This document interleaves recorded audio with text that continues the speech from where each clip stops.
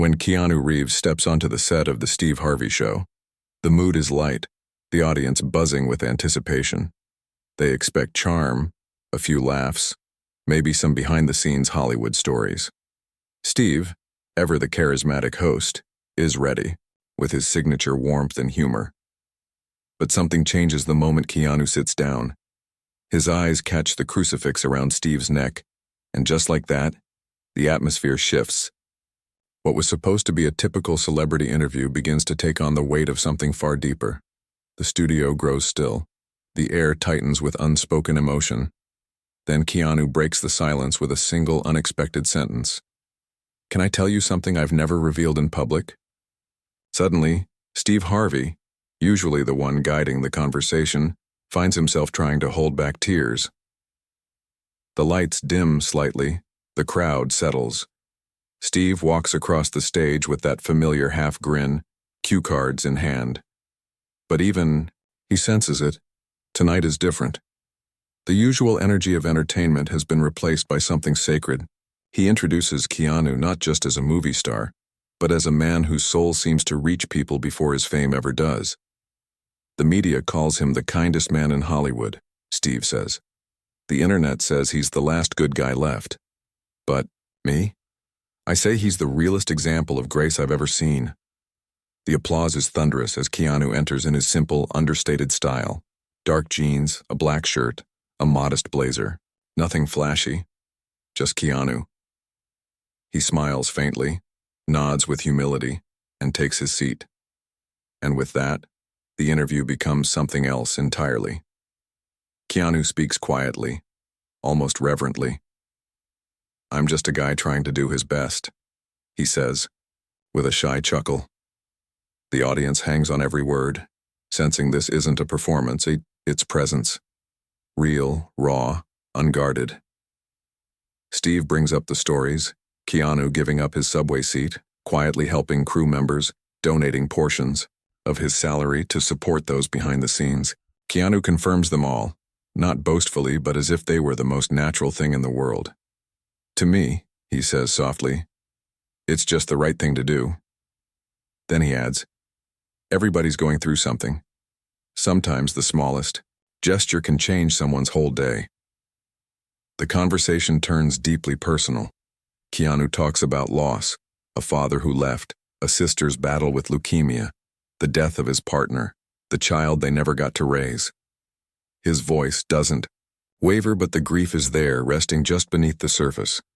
"I've lost a lot," he says, "and when life shakes you to your core, you realize none of this makes you better than anyone else." Steve is visibly moved, his fingers resting on the small cross on his chest. For a moment, he says nothing. Then quietly, "You talk about silence like it's familiar." Keanu nods. "It is. Silence has been my companion for a long time. But in that silence, sometimes I hear the clearest things." Steve leans forward, his voice softer now. "You ever hear God in that silence?" Keanu really pauses, then looking Steve directly in the eyes, he says, "Yes, I believe in something greater. I've walked away from it, I've questioned it, I've felt completely alone. But even in the darkest places, I could still feel something. A presence, a peace." In that moment, the interview transcends talk show television. It becomes a spiritual reckoning, not just for Steve and Keanu, but for every person watching. Loud isn't always comforting, but presence, even silent, it's everything. Steve's hand gently closed around the crucifix on his chest. "That's faith," he said, almost a whisper. "Even if it doesn't have a name. Even if it's just something you feel." Keanu's gaze fell to the cross and something in his expression shifted. He leaned forward slowly like he was approaching the edge of something sacred. "Steve," he said, his voice lower now, heavy with meaning. "Can I tell you something I've never said out loud before?" Steve didn't speak. He just nodded, gave him space. Keanu drew a deep, deliberate breath. "There was a night a few years ago. I was in a really dark place. Couldn't move, couldn't eat, couldn't sleep. I wasn't even sure I wanted to be alive. The audience froze. Not a sound. Just stillness. I was scrolling on my phone, he continued, just trying to distract myself, to feel anything, and I came across a video. It was you. Talking about purpose, about pain, about how God doesn't waste suffering. Steve's eyes widened, stunned. But it wasn't just what you said. Keanu added, voice steady but trembling. It was how you said it, like someone who had lived it. And you were wearing this crucifix. This exact one. He paused. And I remember thinking, this man believes in something bigger. Maybe I can too. Steve looked down at the cross around his neck, his fingers tightening around it. I watched that clip 3 times, Keanu said, almost a whisper. And the next morning, for the first time in weeks, I got out of bed. He leaned back, his shoulders heavy with memory. I've never told anyone that, but I've carried your words with me ever since. Steve was quiet for a long moment. When he finally spoke, his voice cracked. I just talked from the heart. I had no idea. But Keanu interrupted gently. That's just it. You didn't have to know. That's what made it real. You weren't trying to inspire anyone. You were just being yourself. And that saved me. A tear shimmered under the studio lights as it slipped down Steve's cheek. The weight of it all, the faith, the grace, the why, was finally visible. Keanu looked at him with reverence. That crucifix you wear? He said. It's not just a symbol. It's a sign, a message. You think you're just a comedian with faith, but Steve... He paused. I think you're something else. Steve blinked, confused but open. I think you're a minister in disguise. The crowd was completely still now. Even the cameras seemed to hold their breath. And, Keanu said, I have something else to tell you. Something that might change your life, the way you changed mine. Steve gripped the cross, almost bracing himself. Then softly, one word. I'm listening. The silence that followed wasn't for dramatic effect. It was sacred, the kind that enters when truth walks in the room. Keanu leaned in again. There was a season in my life, he said quietly, when I couldn't find a reason to wake up. Steve didn't move, his body still but his spirit leaning forward. I'd lost people, Keanu continued, not just to death, to time, to pain, one after another. His voice remained calm, but the echoes of grief clung to every word. My daughter was stillborn, he said gently.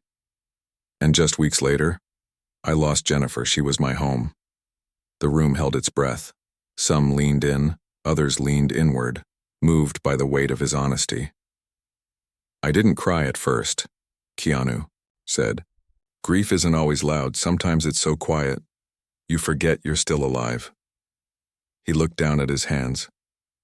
I kept working, kept performing, because it's easier to hide behind a character than to be yourself, when yourself is broken. Steve reached for the crucifix again, and not for show, just instinct, just faith. But eventually, Keanu said, the noise outside couldn't drown out the silence inside, and one night, that silence almost won. Steve's eyes searched Keanu's face. It was late, I was alone, I hadn't slept in days. Didn't want to eat, didn't want to be. I just sat there in the dark, no prayers, no words, just emptiness. He paused, the silence swelling. And that's when it happened, he said. I picked up my phone, not looking for anything, just trying not to feel. A breath. And I saw a clip. It was you. Steve blinked, caught off guard. You were on stage, talking about storms, about how God doesn't waste pain, how sometimes the thing that's breaking you is actually breaking you open. Steve nodded slowly. He remembered the message. I don't know why I stopped scrolling, Keanu admitted, but I watched it, all of it, and then I watched it again. His voice trembled. You said, if you're still breathing, it means God's not finished with you yet. He paused, and for the first time it meant something, It felt like someone finally saw me, Keanu said, his voice quiet but steady. Not the actor, not the man in headlines. Just the man in the dark. Steve exhaled softly, his hand now fully resting over the crucifix at his chest. Keanu leaned forward, elbows on his knees, voice barely above a whisper of, "And I need you to know, Steve, that night I stood up." He let the words linger in the space between them. Not because I was healed, not because I had answers, but because for the first time in a long time, he paused, looked Steve in the eyes. I felt seen. That word hit Steve right in the chest. He didn't hide it. His eyes glistened, lips pressed together, trembling slightly. Keanu's voice carried a mix of gratitude and reverence. I never planned to share this, but sitting here looking at you, I realized I had to. Steve's voice came slowly, thick with emotion. Man, I don't even know what to say. Keanu shook his head gently. You don't have to say anything, Steve. You already did, years ago. He gestured to the crucifix. That cross you, where? That's what caught my eye first. Before your words, before the message. That symbol, in that moment, it was a lighthouse. Steve glanced down at the cross again, his hand tightening around it instinctively. I kept watching your message in the days that followed, Keanu said. Not because it fixed me, but because it reminded me that healing doesn't require answers, just hope. The studio was still. A few in the audience wiped tears. Others just sat motionless, absorbing. Steve leaned back, swallowing hard. Keanu turned to him again. You think you're just talking, just entertaining, just surviving. He shook his head softly. But that night, Steve, you were lifting someone who didn't have the strength to stand. Steve closed his eyes, taking it in. I needed to tell you this, Keanu continued, because the world knows you as a host, a comedian, a motivator, but I don't think that's the whole truth. Steve looked up at him, stunned. I think, Keanu paused. You're a minister in disguise. A long silence followed. Steve's eyes filled again. He shook his head slowly, not in denial, but in humble disbelief. You ever wonder why people are drawn to you? Keanu asked. Steve gave a tired smile. All the time. Keanu smiled too, gently. It's because they're not just hearing your voice. They're feeling your spirit. He nodded. You carry something, sacred man. Steve let out a short, broken laugh. I'm just trying to make it like everyone else. And that's what makes it real, Keanu replied. You're not trying to be anything but who you are. And because of that, you reach people you'll never even meet. He turned slightly, gesturing toward the audience. People in rooms like this, people watching from the other side of a screen, people sitting in silence, like I was. Then back to Steve. And I know it's hard sometimes, carrying that kind of weight, not knowing if what you're doing even matters. Steve nodded slowly, visibly moved. But I'm here to tell you, Keanu said, his voice tightening with conviction. It does. And just when the moment seemed to reach its peak, Keanu leaned in, expression shifting. More serious now, more intentional. Steve, the way you carry that crucifix, it's not just a symbol. It's a sign, a message. He took a breath. And tonight, I have something to tell you. Something that might change your life. The way you changed mine. Steve looked up, startled by the sudden gravity. The crowd leaned in too. What do you mean? Steve asked, barely above a whisper. Keanu's eyes didn't blink. I've held these words for years, he said. They came from you. And now, I need to say them back to you. Steve sat still, breathing unevenly. Keanu nodded once. Because I think you may have forgotten the power they hold. The air grew thick, not with tension, but reverence. Keanu sat straighter, breathing deep. I remember the lighting in that old video, he began. It wasn't perfect, a little grainy. You were on stage, mic in one hand, the other, resting over your chest, right over that cross. Steve nodded slowly, his own memory stirring. You were talking about purpose, Keanu said, but not like someone reciting lines. You were fighting through it, fighting through your own pain, while offering hope. He locked eyes with Steve. You said something I'll never forget. You said, pain has a language, and when someone who's been through it speaks, it cuts through the noise. Steve's lips parted slightly. His hand drifted again to the crucifix. And then, Keanu continued, you said, God doesn't always call the qualified, he qualifies the called. A hush fell again. You said God uses ordinary people to do extraordinary things, Keanu went on. Even if you think you're just telling jokes, just paying bills, just trying to make it to tomorrow. God might be using that to change someone's life. Steve leaned forward, elbows now on his knees.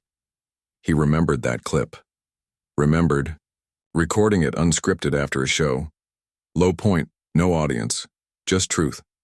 And I realized something, Keanu said, voice softer now. It wasn't just what you said. It was how you said it. You believed it. He paused. And that belief, it lit something in me.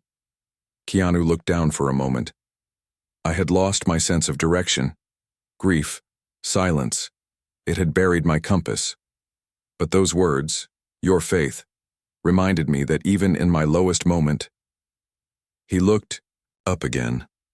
I wasn't invisible. Steve stared at him, eyes misted. You were a stranger to me then, Keanu said. But in that moment, you became a beacon. Steve let out a breath, not shallow, but deep. A breath that carried years. Keanu smiled gently.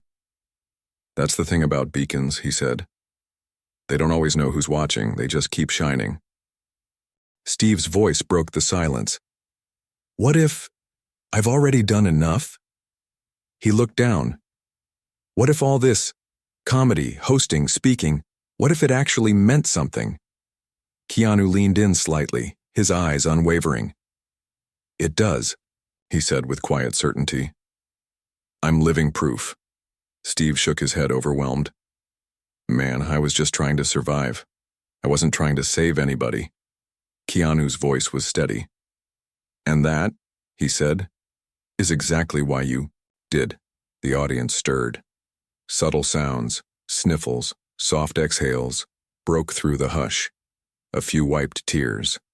Others just sat, stunned by the weight of the moment. Steve turned back to Keanu. You said something changed in you when you saw that video, he asked. What was it? Keanu paused, as if searching for the right word. Then simply, hope. He looked up straight into Steve's eyes. Hope that maybe the silence wasn't the end of my story. That maybe, just maybe, God still had something left for me to do. He gestured gently toward Steve's chest.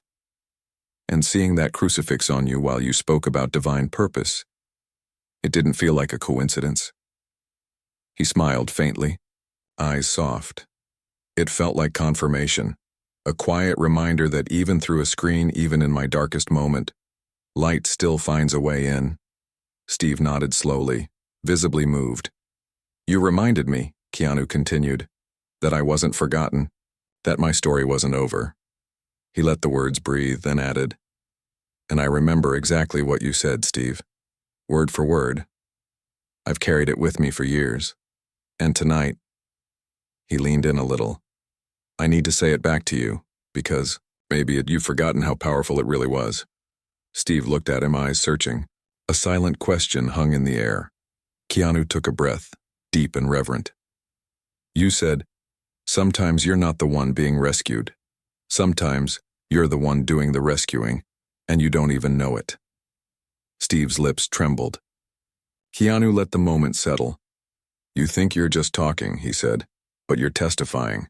Keanu leaned back, giving space for the truth to land. Steve lifted his hands to his face for a moment, overcome, then looked up. You remembered all that? Keanu nodded slowly. I needed to, he said, because I wasn't just hearing. You, Steve. I was being lifted by you. Steve sat back in his chair, hands clasped tightly, as if holding himself together. The stage felt different now, not just a platform, but an altar. The lights weren't just stage lights, they were sacred. Keanu's voice came again, this time barely above a whisper. And maybe you don't hear this enough. But Steve, you matter. He leaned forward slightly. Not for what you do, but for who you are. Steve's breath came deep and slow, his chest rising and falling with the weight of it. You carried faith into places where people had none left, Keanu said softly, including me. The silence was thick with reverence, then barely audible. And today, Keanu exhaled. I have something to tell you that might change your life, just like you changed mine. Steve looked up, and the entire studio froze. He didn't speak. He didn't need to. He absorbed. Keanu sat still, then slowly leaned forward again, not with performance but with presence. I remember every word of that message, he said. And I want to say them back, not just as a reminder, but as a mirror. Steve's eyes locked on his, steady now. With calm reverence, Keanu began, God doesn't always use the mighty or the perfect. Sometimes he picks the broken, the ones nobody expects because they know how to reach the pain the strong can't touch. Steve blinked slowly, the words washing over him like waves. You don't need a pulpit to preach. You don't need a robe to be called.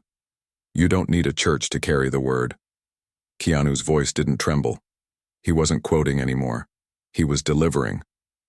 Sometimes your pain is your ministry, and sometimes your comedy is just the disguise God uses to send people hope. Steve opened his mouth, but nothing came out. He was completely undone. Keanu looked at him with a softness that only revelation brings. You thought you were just making people laugh. He shook his head. But you were reaching hearts, saving lives, carrying light. The words hung there, holy. And then came the one line that shattered the last wall. You're a minister, Steve. You just happen to wear a suit instead of a collar. Steve dropped his head. One hand covered his face. The other gripped the cross at his chest. Tears spilled freely now. No shame, no filter, no applause, just sacred silence. And then Keanu added, gently, vulnerably, the way you carry that crucifix, it's not just a symbol, it's a signal, a beat. And tonight I think it's pointing at something bigger than both of us. Steve looked up again, tears still falling. Keanu inhaled as if steadying his soul. Because tonight, he said, I have something to tell you, something I've never said out loud before. Steve nodded. Go ahead, he whispered. Keanu leaned in one last time. God uses his chosen ones, he said, even when they think they're just telling jokes. Steve didn't move. Keanu continued, you thought you were just trying to bring people joy, but Steve, you were saving lives. A single tear slipped down Steve's cheek. This one different. This one carried understanding. Keanu nodded as if to say, yes, this is real, and softly, you saved mine. The room didn't breathe. Then Steve leaned back, letting out a sound that was part laugh, part sob, part awe. I was just trying to make it, man, he said. Trying to get through my pain like everybody else. Keanu nodded again. Exactly, he smiled. That's what made it holy. And then, something unexpected. Steve stood, not out of showmanship, but out of surrender. He placed his hand on the crucifix again and stared at Keanu. Keanu stood too, face to face now. The studio faded. Time stilled. Steve's voice came, not from his lips, but from somewhere deeper. Why me? Keanu answered without hesitation. He didn't rush. He let the silence invite heaven itself. Because God chooses the unlikely, he said. The overlooked. The ones who've bled quietly behind the curtain. A pause. He chooses people who've been through pain because they know how to speak to it. Steve's eyes closed. A prayer without words. Steve's eyes glistened, not with tears, but with something older, something sacred. You're not the loudest, Keanu said, voice low but certain. You're not the most polished. You didn't go to seminary. You didn't memorize scripture. But God saw your scars and entrusted you with a microphone anyway. Silence. Sacred. Thick with weight. Then, like a crack of thunder in the stillness, Steve whispered, "But why me?" His voice fractured on those two words. "Why me, man?" he said again, eyes searching. "Out of everybody God could have used, why would he pick me?" Keanu didn't answer right away. He stood slowly, took one step forward, then stopped right in front of him. "I'll tell you," he said. The camera pushed in. The room froze. No movement, no breathing, because everyone knew whatever Keanu was about to say wasn't just for Steve. It was for all of them. Steve asked again, softer this time. "Why me?" Keanu stepped closer. "I'll tell you." Still no one moved. Some wept silently. Some held hands. Not a single. Phone was lifted. No one dared to leave the moment. Steve finally exhaled, a breath he hadn't realized he'd been holding. "I've thought about quitting before," he said. "Walking away. From the spotlight and from all of it." Keanu nodded like he already knew. "I have too," he replied. "More than once." They both sat back down. Not because the moment passed, but because it had deepened. Steve leaned forward, elbows on his knees, voice low. "I've asked God more than once, and what do you want from me?" He swallowed. "Sometimes I feel like I'm not good enough to speak on faith. Not clean enough, not consistent enough." Keanu nodded again, softly. "Certainly. That's exactly why he chose you." Steve looked up, surprised. "Because your voice doesn't sound like a preacher's," Keanu said. "It sounds like someone who's been through it, someone who knows what it's like to lose, to struggle, to cry in the dark. No applause, no music, just presence." Then Steve's gaze sharpened like a man reaching for something just out of sight. "Do you really believe," he asked, "that we can still have faith in a world like this?" The question hung in the air, heavy, timeless, and the way Keanu looked back at him, calm, radiant with something eternal, told everyone the next words would never be forgotten. Steve had asked, "Do you really believe we can still have faith in a world like this?" Keanu didn't answer right away. He just looked at Steve, steady, intense, as if the truth had to form in his soul before reaching his lips. Then finally he spoke. "I believe faith is the only thing that isn't pretending." Steve tilted his head, listening. "In Hollywood," Keanu said, "we follow scripts. On camera, everything is written, edited, controlled. We rehearse pain, we fake joy." He paused. "But faith?" His voice dropped, more powerful now. "Faith has no director. It demands truth. It demands surrender." He leaned in. "Faith isn't glamorous. It doesn't win awards. It doesn't get invited to after parties. A breath. But it saves people. Quietly. Deeply. Forever." Steve nodded, emotion thick in his throat. "Hollywood shows you how to act," Keanu continued. "But faith shows you how to live." A ripple moved through the audience. Not a sound, just energy, a shift. "Faith is the only path," Keanu said, "that has no spotlight, no camera, no applause. A beat. It's the one place where it's just you and God." Steve couldn't speak. He just placed a hand over his heart and nodded. "I didn't grow up with religion," Keanu admitted, "but I've come to believe faith is real, not because someone preached it to me, but because it met me in the silence. It met me when the lights were off, when no one else was around." He turned to Steve, his eyes full of something eternal, "And it met me through you." Steve looked at him, shaken, trembling. "Not the Hollywood version of you," Keanu said. "The real you, the broken but still standing you." He gestured toward Steve's chest, the man with a cross on his shirt, who had the courage to speak life to a stranger through a screen. Keanu stood, and after a beat, so did Steve. They looked at each other for a long moment. Two men, Two stories shaped by pain, now bound by grace. Then Keanu stepped forward, arms open, and Steve walked in. No hesitation. They embraced. Not as actor and host, but as brother and brother. The audience rose slowly, reverently, still no clapping. It didn't feel right to interrupt what had just happened. Finally, Steve turned to the crowd. His voice cracked, but it was full of spirit. "I've had a lot of moments on this stage," he said, "but this was the greatest gift I've ever received." He closed his eyes for a moment, then lifted his head, and with quiet reverence, he whispered, "Let's pray." In that studio, in front of millions, two men shaped by loss became instruments of healing, and for a moment, the world believed again.